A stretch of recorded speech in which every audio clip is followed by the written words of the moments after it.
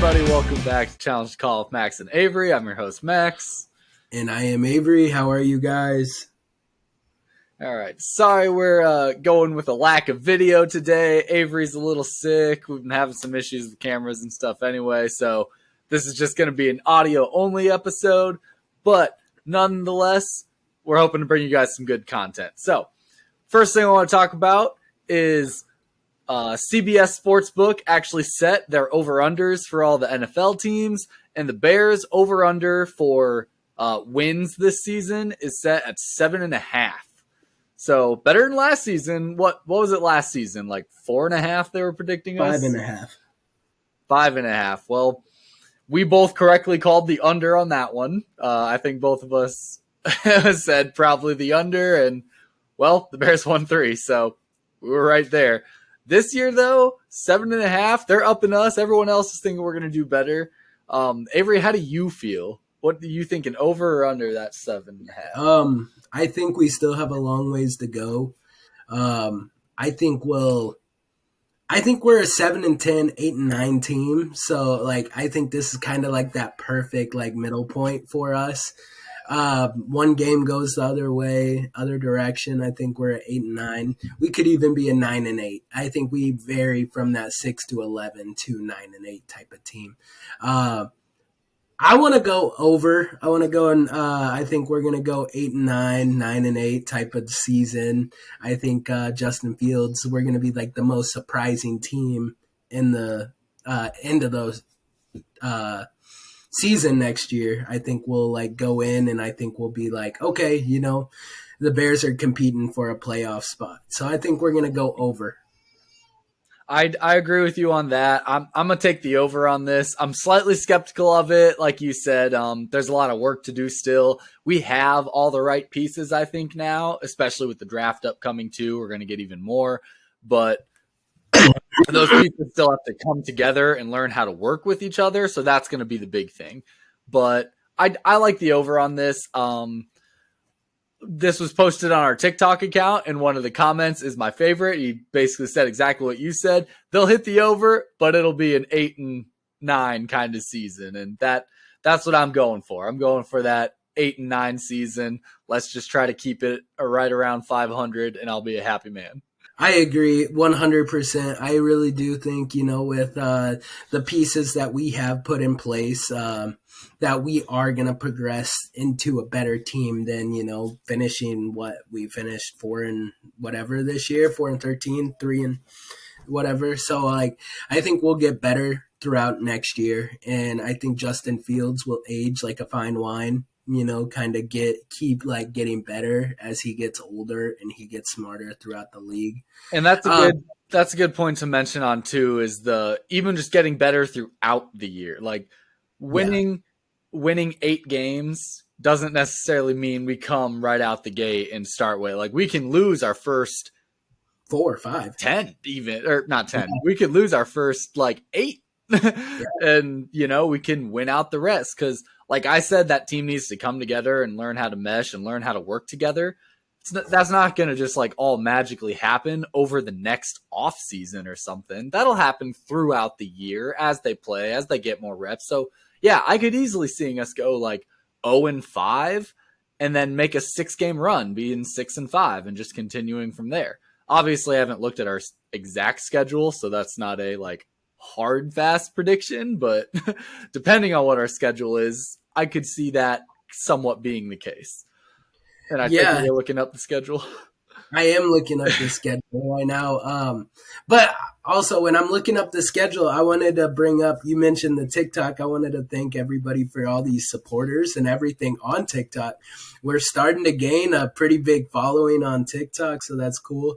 I want this to keep going onto our podcast. But thanks for everybody that, has found us on TikTok and that listens to us on our pod.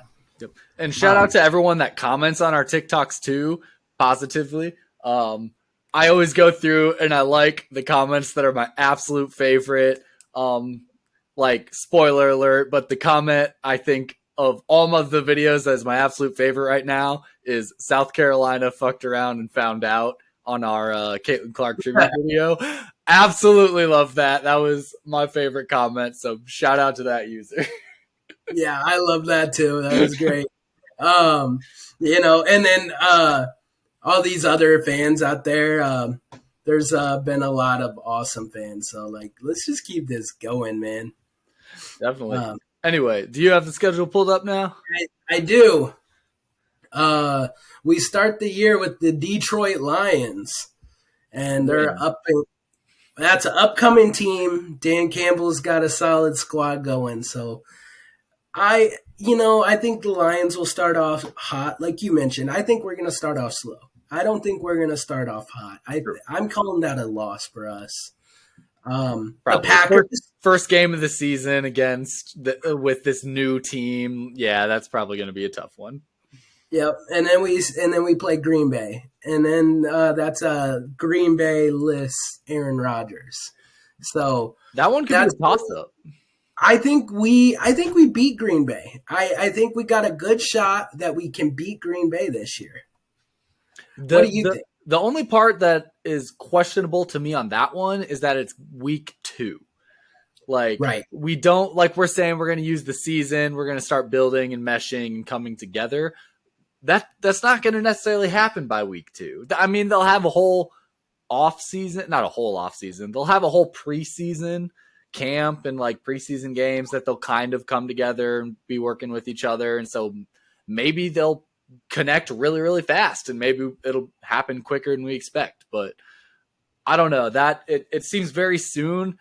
And I think a part of that is just the fear that the Packers have instilled upon me the past however long they've been winning over the Bears. But I think we have a good shot at that one. I do think without Rodgers and with the pieces we have now, whether they're fully connected with each other quite yet or not, I think we have a real good shot. I agree 100%. And then we got a string of games that I think, if we go 2-1 in, I think we're going to be fine. We play Minnesota, the Atlanta Falcons, and the Carolina Panthers. I think we can pull off like 2 out of the 3 wins against those teams. That kind of puts us at like a solid level. Because if we do pull one out against Green Bay and we beat the Falcons and the Panthers, then we're sitting at a 3-2 record. Definitely. Yeah, that'll be. We played Packers week 2 last year as well, didn't we? Weren't they our second opening game? Yep. Yeah. So hopefully this year will go a little different. But who do we have week 3? That's Minnesota. We got Minnesota, Atlanta Falcons, and Carolina Panthers. So I think if we go 2 out of 3, we win 2 out of 3 of those games. Like I think that's very possible with the Falcons and the Panthers. Yeah, especially since we just took some of the best players on the Panthers. I feel like that won't be too much of an issue there. We kind of just stole half their offense and picks in the draft even. So for sure, 100%. So that would put us at 3-2. And then I think we got a couple of hard games. I think under Sean Payton, the Broncos will be a lot better this year. So I think Russell Wilson will figure things out. So I think they'll have a solid team. Yeah. So I think that'll be awesome. It is Russell Wilson still too. He had a very down season with the Broncos last year, but this is a man who's won the Super Bowl. This is a extremely talented quarterback that played with the Seahawks for years. He knows how to win, and Denver just needed some little improvements. Like you said, Sean Payton being the head coach now, coaching staffs are huge. So with that kind of a head coach pair up with that caliber of a quarterback, they're going to have some success. Right. Yeah. I think they're going to be competing for the AFC West now. So that will put us at a 3-3 record. And then we play the Raiders, Jimmy Garoppolo. That's a toss-up game to me. I think similar skill sets on both sides, similar coaching staff. So I think that could be an up and up game, whoever has the ball at the last minute. That's definitely a really hard one to predict. I mean, obviously, the later we get into this season, the harder it is to predict just because we haven't seen any of these teams yet at all. But yeah, that one is a real toss up. These teams feel like they're on very similar levels of each other right now, kind of trying to build, get their pieces together, and just see what players can do with each other. So for sake of argument, if we call this a loss, we go 3-4. Yep. And we'll try to do worst case scenario somewhat. But and then we got Green Bay, and then or we got Detroit and then Green Bay. Again. So I think we said we would lose the first game of the year to Detroit. So let's say we beat Detroit because I feel like we always sweep with the Lions. I feel like that's like pretty common occurrence that we always sweep with the Lions. So split 1-1. So like that would put us at 4-4. What week is that Detroit now? Second game? 1, 2, 3, 4, 5, 6. Week 8. Oh, okay. I thought that sounded a lot sooner when we were listing teams, but okay, week 8. Yeah, I think by that time we'll be starting to feel ourselves a little bit. We'll be starting to come together as a team and starting to find some success. For sure. And then and then we play the Packers. So then we have a bye week, and then we play Green Bay. Okay. And then I think with that, I think we'll lose that one because I feel like Green Bay will start to mesh with Jordan Love in the later part of the year. And we never sweep Green Bay. We never sweep Green Bay. If we do beat Green Bay, we split. And so I think we'll split this year, unfortunately. Put us at 4-5 then after that. Yep. After and then we play Kansas City Chiefs. Oh. 4-6. 4-6. We don't got to really talk about that. And then we play the Los Angeles Chargers.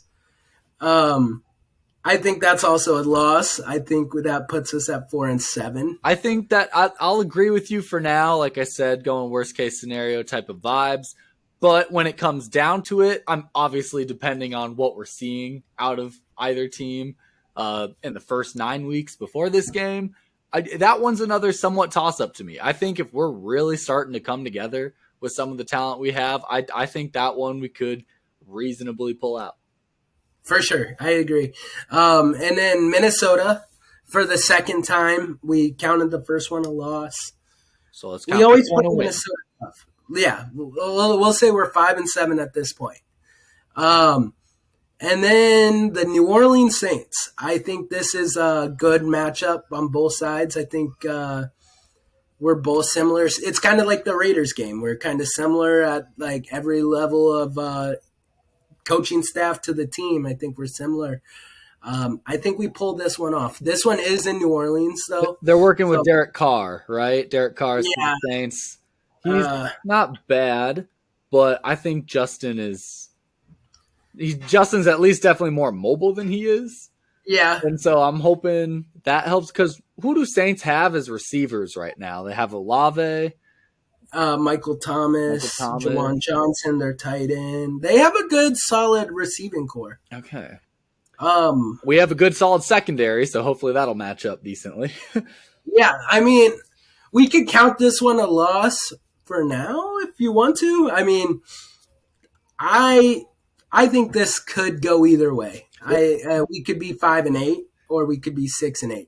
This one definitely could go either way. I want to count this as a win, though. Let's call us. I want to make sure we get to that 8-9 that we're talking about, and I don't know what else is coming up down the road. So let's count that as a win right now. 6 and 8 or whatever. We are 6-8, and then we play the Buccaneers, led by Baker Mayfield. Ooh. I think the Bucs, they had a down season with Tom Brady. Baker's not going to be much better. They're kind of playing for quarterback in the draft in 2024 at this point moving forward. Baker's kind of that stopgap. I think we pull it off against Tampa Bay. That sounds reasonable to me. They don't scare me too much, especially without Brady. I mean, even with Brady the last season or two, obviously things haven't been going great for them.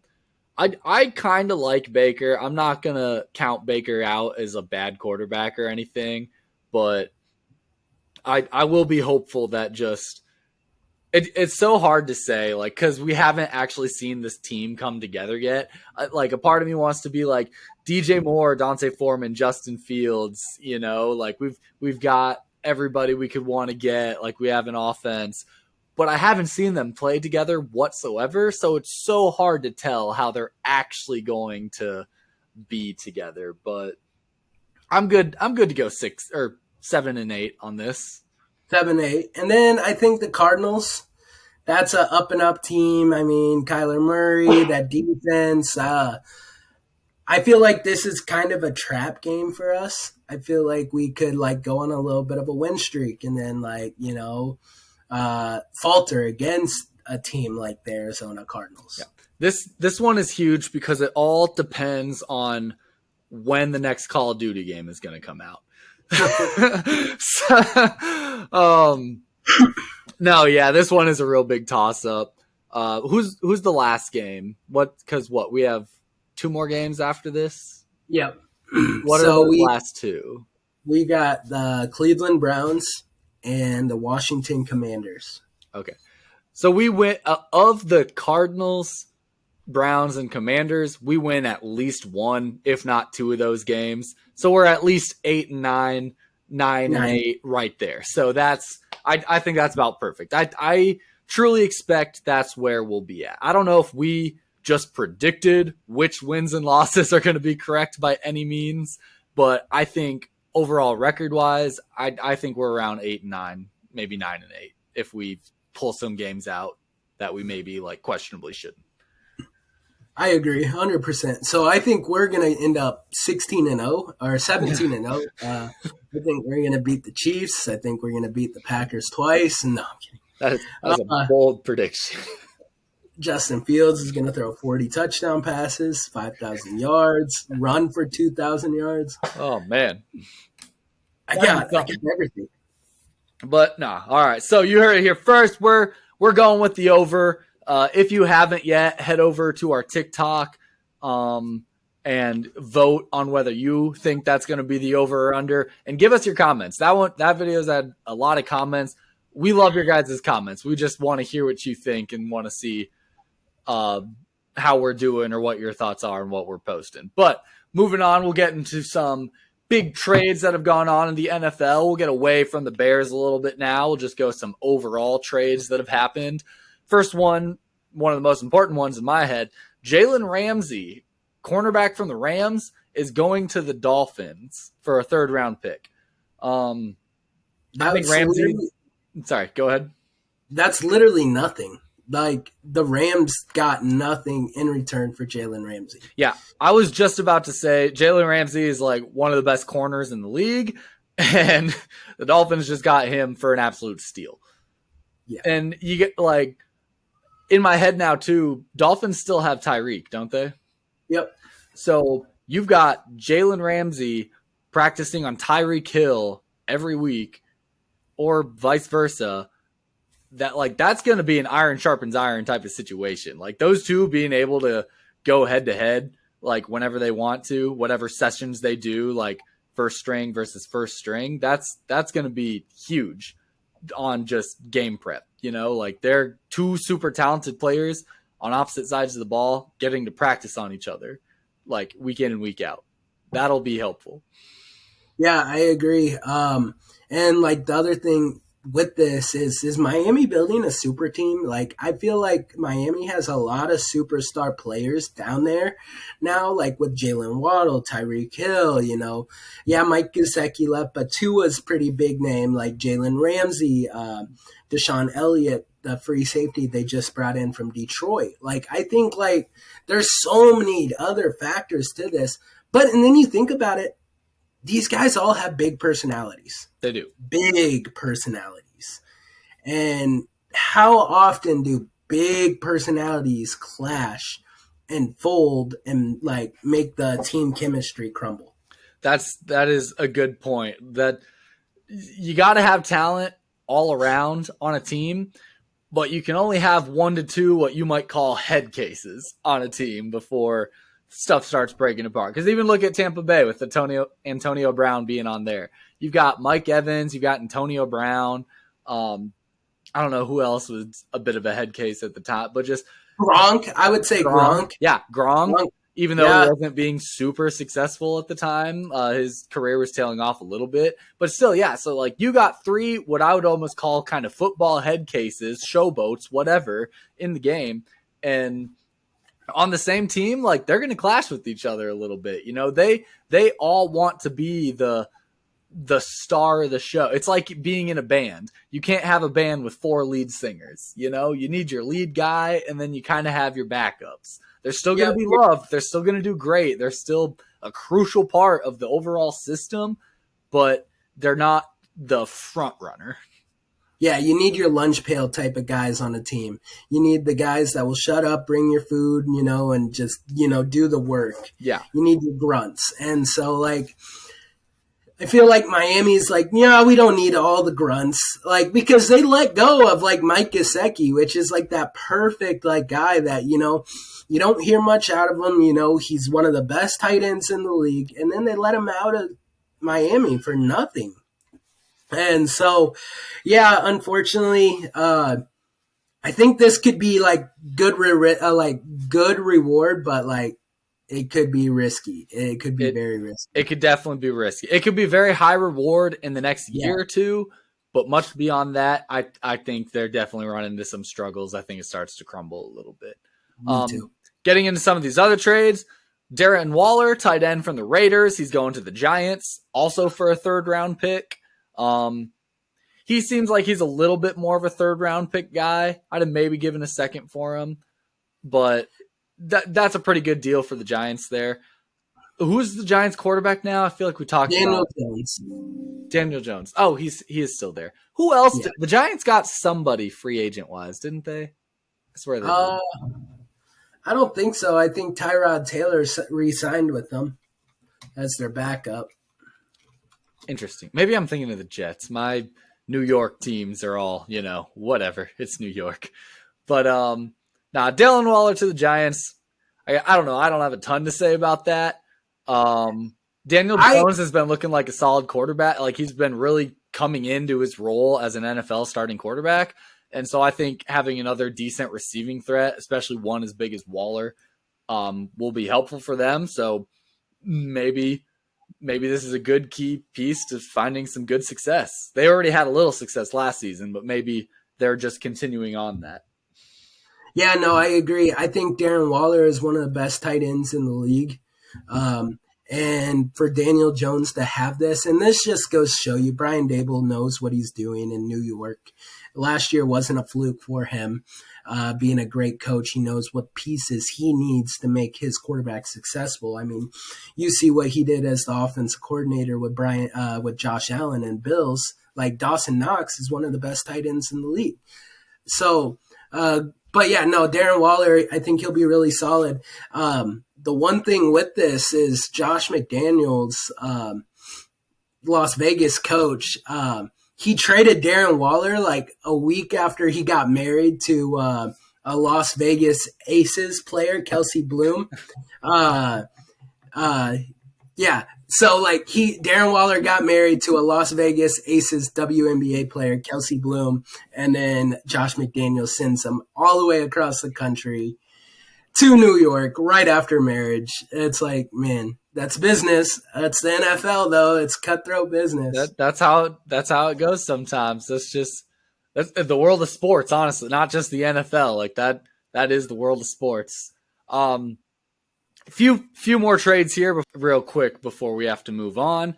We got Elijah Moore, wide receiver from the Jets, going to the Browns. Jets are getting a second-round pick, and they're swapping third-round picks. I don't know exactly how far apart their third-round picks are, but, I mean, I'm sure it's decent enough that makes it worthwhile. But I think this is a good move, even just for the Jets, having a second-round pick. They have Aaron Rodgers now as their quarterback. With that second round, they can get him a little bit of firepower. They can get somebody to throw to.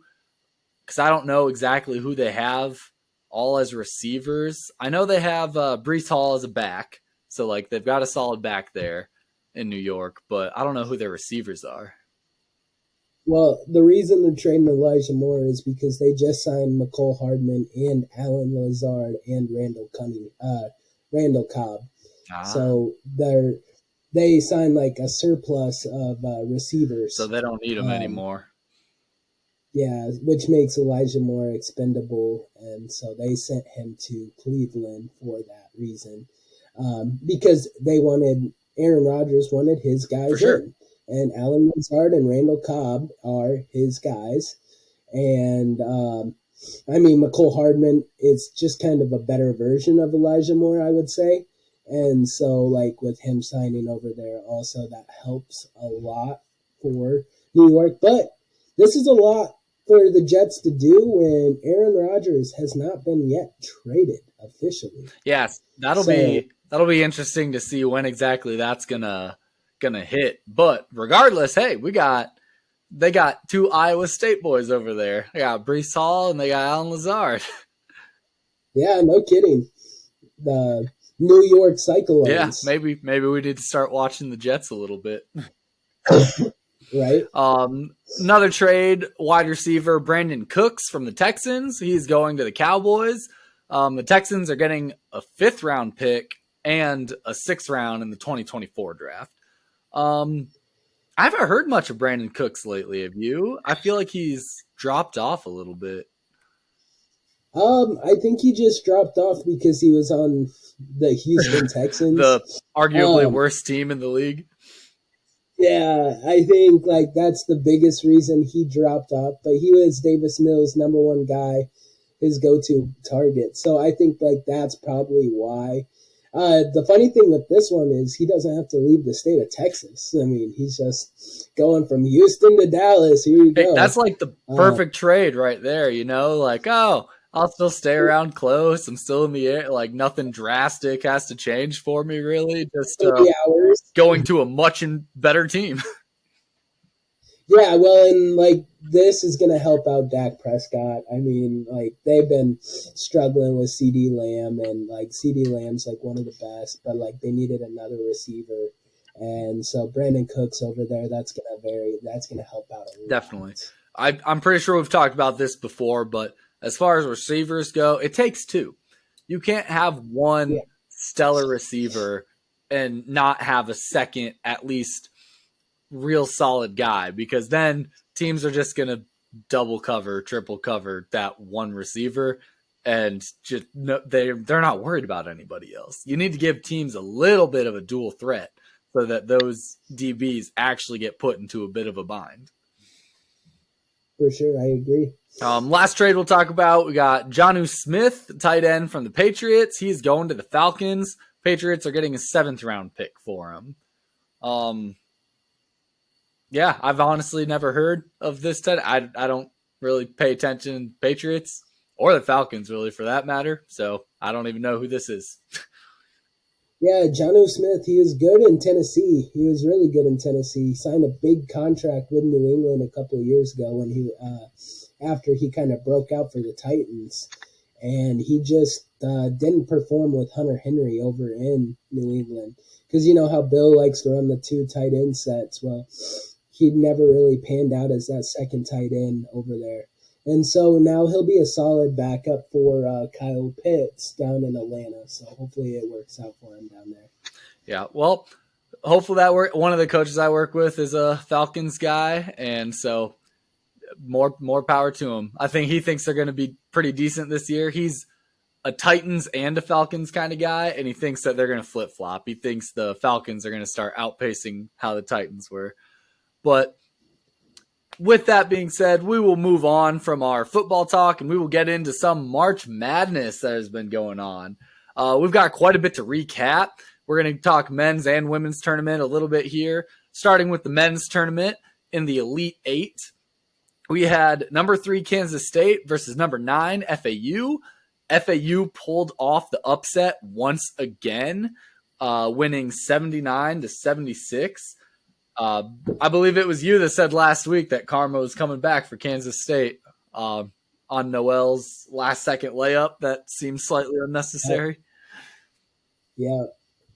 FAU, man, and what a game that was. I mean, like FAU proved to everybody that you do not need to be a Power 5 school to perform this well in college basketball tournaments. Like, this is like one of the biggest things with that. So yeah, karma came back. Yep. And spoiler alert, we'll talk a lot more about it later, but they almost did it again. They were almost in the championship. So just an absolute wild ride by a 9 seed. But next game, we got number 3 Gonzaga versus number 4 UConn. UConn won that one 82-54. Really just shut down the Zags. Was like, they do not deserve to be here. They should go away. That was the last 3 seed. With those 2 3 seeds, it was the last 3 seeds out of the tournament. We'll get into number 2 Texas, lost to Miami later, but this is effectively the round when all the 1, 2, and 3 seeds were out of the running, which is absolutely wild. It's mad. That truly is March Madness right there. Yeah, 100%. I think like just like Gonzaga losing to UConn and by that big deficit was like insane to me. San Diego State, I think that was a bullshit call at the end of the game on Creighton. Creighton should have won. Yep. Next game, we have number 5 San Diego State versus number 6 Creighton. San Diego State won that one 57-56. Super last minute game. Those are the games that, yeah, you really have to question when it's only by a point like that. It's like, should the team that won have actually won the game? Yeah, that Creighton should be in the Final Four. I still believe Creighton should be in the Final Four because of that game. Maybe that's just me being a homer. Yeah, and that's, I mean, you got to have those biases too. I'm kind of with you on that. I know I said I thought San Diego State would have won it against Creighton. Actually watching the game, seeing kind of what it came down to and whatnot, I feel like either one of them easily could have gone on to continue. And like I said, we'll get into the San Diego State FAU game, but it's almost the same thing. That was also a 1-point game. It was also a very last second shot.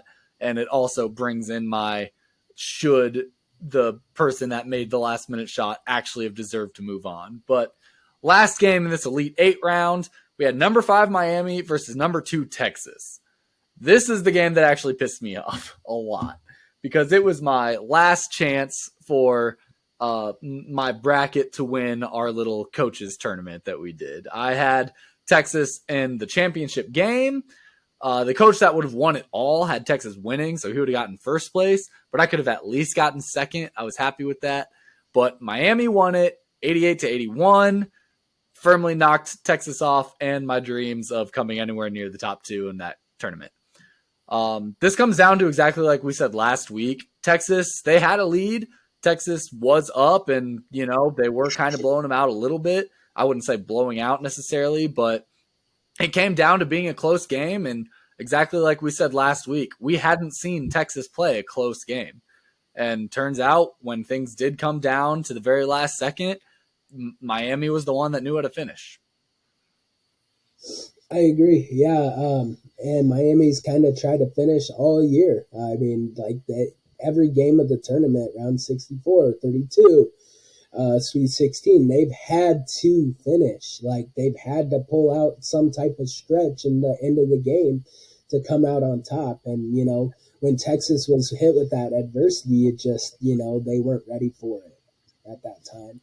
Definitely. And to continue on with Miami now, in our final 4 games, we had Miami versus UConn.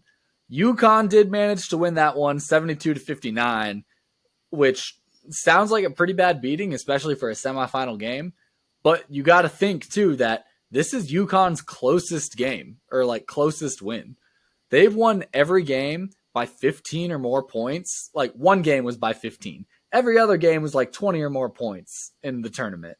And so Miami actually kept a decent close run on them. They fought down to the last minute. UConn's starting to give me that Team of Destiny vibes. Like, just the way they've, played in this tournament. I think UConn is going to be your national champs at some point. I would have to agree with that because the next game we have San Diego State versus Florida Atlantic. San Diego State won it 72-71. This was a real last second jumper, like clock ticking down, ball goes in the air right as the buzzer's hitting, and boom, it just happens to land. It broke my heart a little bit. I was honestly really, really excited to have a 9 seed in the championship game. That would have been absolutely stellar. This is the first time a 9 seed's even been in the Final Four. So I was a little disappointed with it. And yeah, I think there's no question that UConn is winning this whole thing from this point on. Yeah. I mean, so you got a 5 and a 4 in the national championship game. That is insane to me. Like, you never see that. That is on Monday night, and so that'll be exciting to see and watch. I really didn't focus on the guys too much this week. I didn't watch many of. I watched the end of Miami versus UConn, but by that point, UConn had firm control of the game. So I was like, okay, well, but yeah, I really wish I wouldn't have missed the SDU versus FAU. Yeah, that one was an absolutely crazy one. But yeah, I watched a decent amount of these games, but I was definitely a lot more into the women's tournament games, being as our Iowa Hawkeyes are in the women's tournament, playing in the championships. And so we'll start from the Elite Eight round. Elite Eight, they played Louisville. Louisville was 26-11 record-wise. They had Haley Van something, can't remember her name. Do you remember it? I don't. Okay, well, Van Lith. Louisville's Haley Van Lith. Her and Caitlin Clark actually used to play together back when they were doing, I don't know what it is exactly. It wasn't like a youth. It was like a club basketball type team. They were on some kind of travel team with each other. Yeah, I actually didn't know that until you just brought that up. That's actually kind of cool, to see, two teammates playing together in what was it, the Sweet 16 at that point? Elite Eight. No, Elite Eight. Yeah, Elite Eight. And their head coach is Louisville's head coach right now. Like, Van Lith has the same head coach. Caitlin Clark was playing against their head coach back in that, travel team days. That is cool. That is really cool. I mean, you think about it, and Louisville did give them a good fight. For a lot of the game, it was a good fight, back and forth. So it was a super good game. It was really entertaining. I enjoyed watching it. Iowa won 97-83.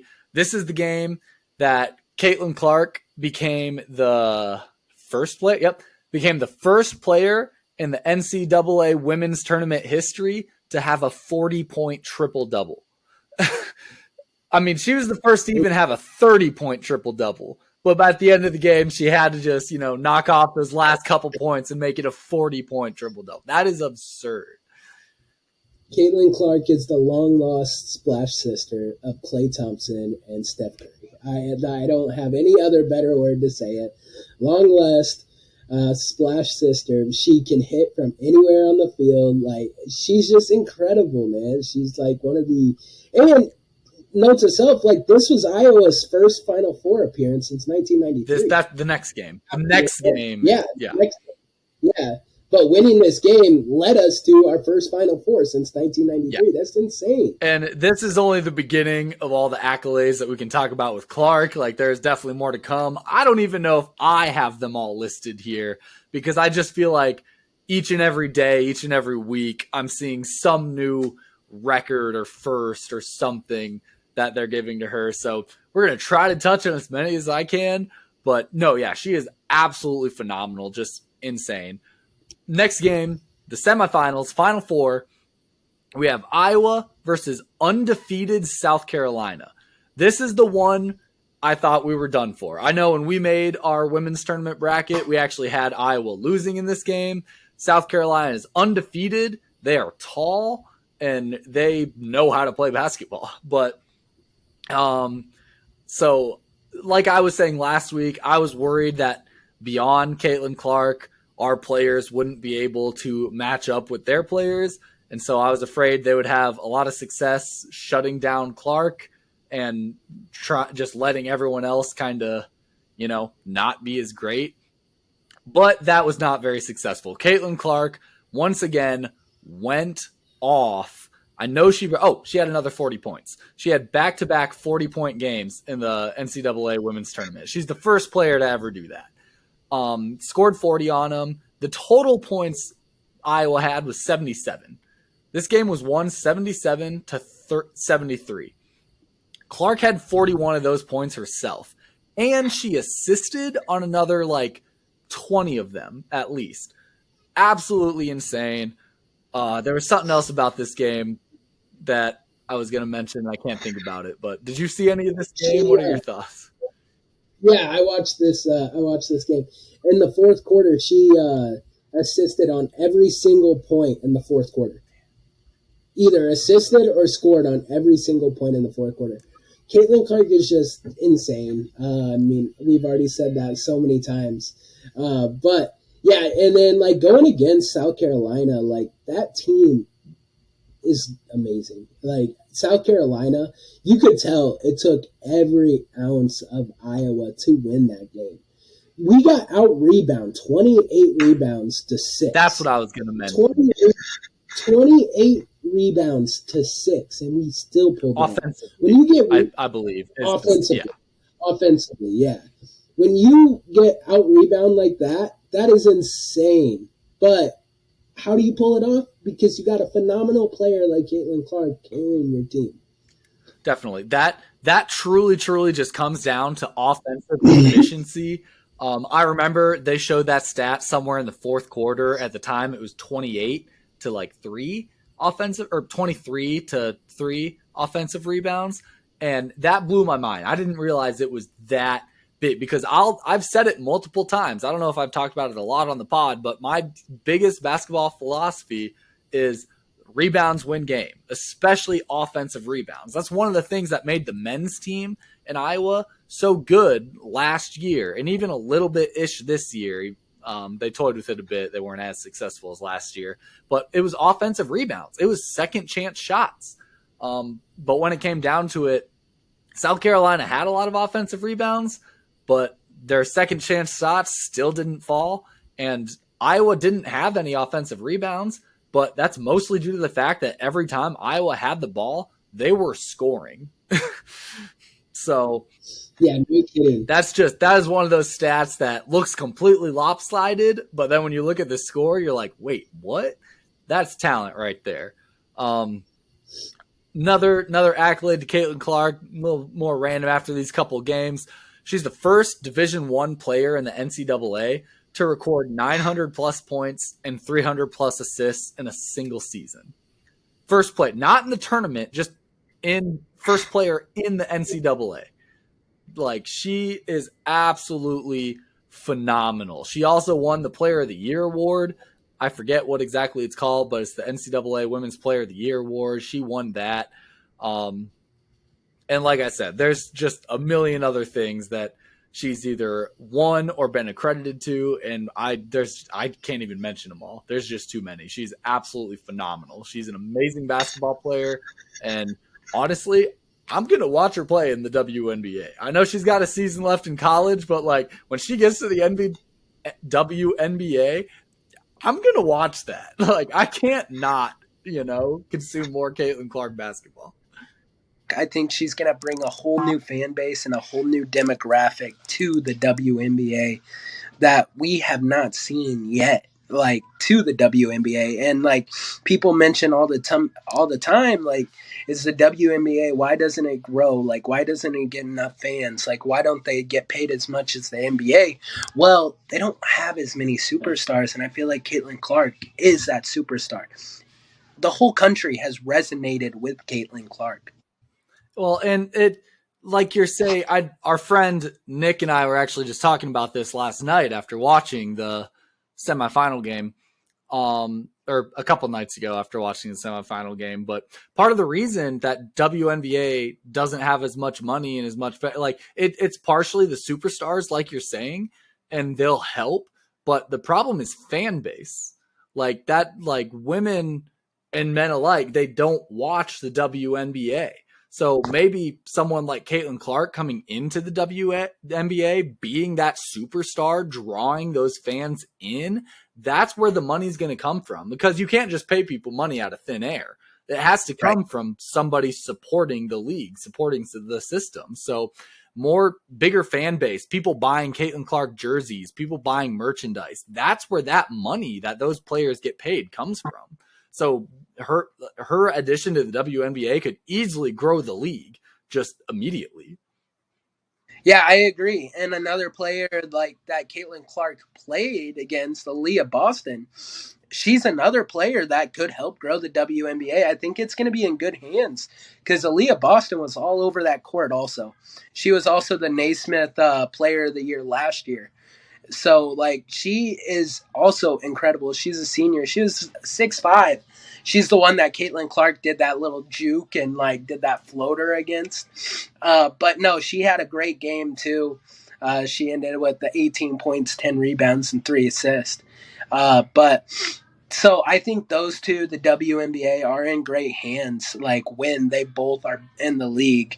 And I think, they're going to think back to, like, this game in the Final Four and be like, this is where it started, this rivalry type of game. If they have a rivalry, they could be on the same team. You don't even know. Yeah, no kidding. Yeah, back to but yeah, Aaliyah Boston is projected to be the first round pick this year of the WNBA draft, which makes 100%. Like, Caitlin Clark's not coming out this year. She's coming back to Iowa. So, congrats to her, and congrats to South Carolina as a whole. They had a hell of a 2-year stretch. Definitely. And I'm sure they'll still be successful again next year as well. As should Iowa, with Clark still being around, hopefully. So we'll see how that goes. But moving on with this year, Iowa will now play in the championship game against LSU, the 3 seed. That game's actually going to happen here in a couple hours. So this episode will probably come out after the game, but hey, people aren't going to listen until Monday anyway. Right. LSU, they have a really good stud too themselves, and Angel Reese. She's one of the best college basketball players in the country. So she actually has the most NIL deals than any men or women's player in the NCAA basketball right now. That's kind of, yeah. But yeah, Angel Reese versus Caitlin Clark. We'll see who comes out on top. I know I got a buddy that's a diehard LSU fan that he is very pumped. He's like, did you ever think our two teams would play each other in a national championship game? And I was like, not in football. Speaking of football, I wanted to mention Caitlin Clark has scored more points in the March Madness tournament, 238, than Iowa football team did in their whole season in 2022.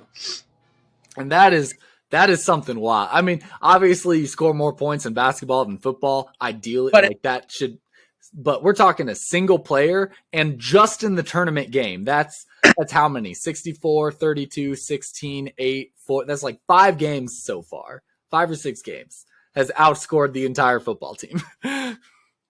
That's embarrassing. Let's just put Caitlin Clark as like strong safety. I mean, why not? No. The defense is not the problem. We don't want her at strong safety. Let's put her at running back, quarterback. Yeah, she could probably play better than Spencer Petras. I mean, the thing is with her, she actually has the it factor. Yeah. Hey, the way she throws around those assists in basketball, I could believe she'd have decent success getting a football to a receiver down the field.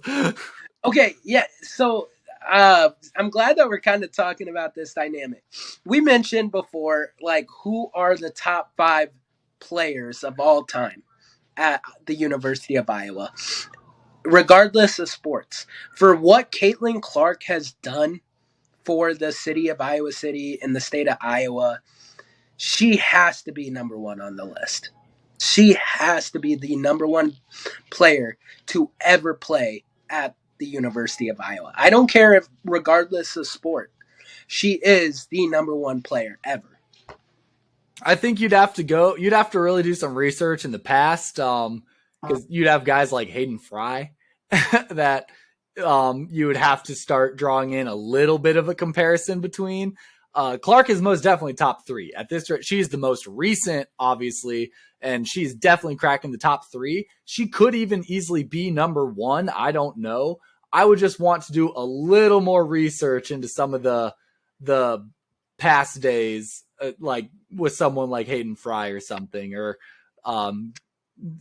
other national championships Iowa has won. Because, I mean, in wrestling, obviously, Iowa's won a lot of national championships. It's a pretty popular sport in Iowa, and so that could give some people a little more run for their money. But I definitely get what you're saying. She's absolutely phenomenal, and she's changed the game of basketball. I'm super curious to see this one. I am definitely going to be sitting down and intently watching this game. That being said, how do you think this game is going to go? What are your predictions? I think Iowa pulls it off, and it's going to be enough. It's going to be another grind, man. It's going to be another grind it out, because Iowa's shorter than LSU also. They have the size advantage. Once again, SEC is a tough division, and this is a Tiger team. They only lost 2 games in the SEC. I forgot to ask you too. What year is LSU's player? Is she a senior, junior? Angel Reese is a... Because that's the bit, like, to get into my side, I think Iowa wins this game. I'm fairly confident that we win this game. There was nobody else in this tournament that really scared me outside of South Carolina. South Carolina was about the only team that I thought, oh yeah, we're probably not going to make it past them. They have the number one senior, I should say, like you said, first round prospect for the WNBA draft. If Caitlin Clark can take on her and come out on top, I'm not worried about her and LSU's player. Reese is only a sophomore. Only a sophomore. Okay, so only a sophomore, and the only 2 teams that LSU has lost to this year schedule is, oh my gosh, sorry, they demolished their first game. I'd imagine South Carolina was probably one of those games, if not both. Yeah. So their scores this year so far have been, the only teams that they lost to: South Carolina 88-64, February 12th, and South Carolina 74-71. Yep. And so I know it doesn't always perfectly work out this way, but obviously South Carolina beat LSU twice. Remind me who just beat South Carolina? South Carolina's only loss in the entire season, in the past like 40-something games. Not only just the only loss this season, but of the past like 46 games that they've played, this was their first loss. We effectively broke their streak, and now we're coming for LSU. I feel pretty good about this game. I'm not concerned. I think it'll be tougher than you think, but yeah, I am going with Iowa. I mean, they've only lost 2 times this whole year, and it was, to South Carolina. Iowa has lost 6 times this year, but we are hot. So, I mean, you think you really get down, like SEC is the better women's basketball conference. So, like, you really get down to the nitty gritty. Like, it's going to be a hard game to predict. But, yeah, I'm going to go with of course, you got to go with the Hawks. Yeah, the reason I feel so confident about it is because it's not like we barely beat South Carolina. I mean, it was a close score and everything, don't get me wrong. But when you look at who was leading that game, Iowa led 90% of the game.